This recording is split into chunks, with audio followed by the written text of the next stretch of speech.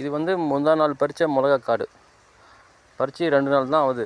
அதுக்குள்ளே எவ்வளோ பிஞ்சு மறுபடியும் இறங்கிருக்கு பாருங்கள். அடுத்த பறிக்கு நாங்கள் 15 நாள் ஒரு டைம் வந்து மிளகா அறுவடை பண்ணுவோம். மிளகா விவசாயத்தில் வந்து நல்ல லாபம் தாங்க. இது நல்ல லாபகரமான ஒரு மகசூல் தான். இது என்னென்னு பார்த்தீங்கன்னா, விலை வந்து ஒரு நிரந்தரமாக ஒரு 25 ரூபா கிலோ ஸ்டாண்டர்டாக விற்றுதுன்னா, இது இந்த மாதத்தில் அடிச்சிக்க வேறு எந்த மாதம் எந்த விவசாயமும் இருக்காது. ஏன்னா இது வந்து நம்ம கஷ்டத்துக்கு அப்பப்போ காசு கொடுத்துட்டே இருக்கும். இது இன்றைக்கி ஆளுங்க மிளகா பறிக்கிறதுக்கு ரொம்ப கம்மியாக தாங்க வந்தாங்க.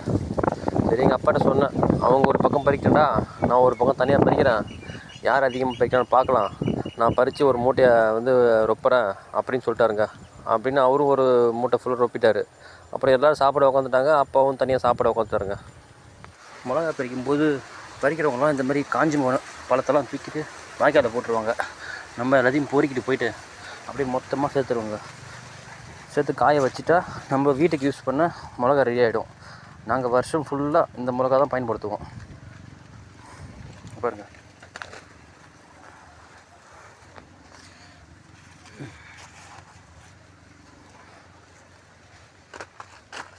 ரெண்டாவது நாள் மிளகா பறிக்கிறோங்க. பார்த்தீங்கன்னா இன்றைக்கும் எண்ணெய் தூக்க விட்டாங்க. சரி, நம்ம வேலையை நம்ம தானே செஞ்சே ஆகணும்.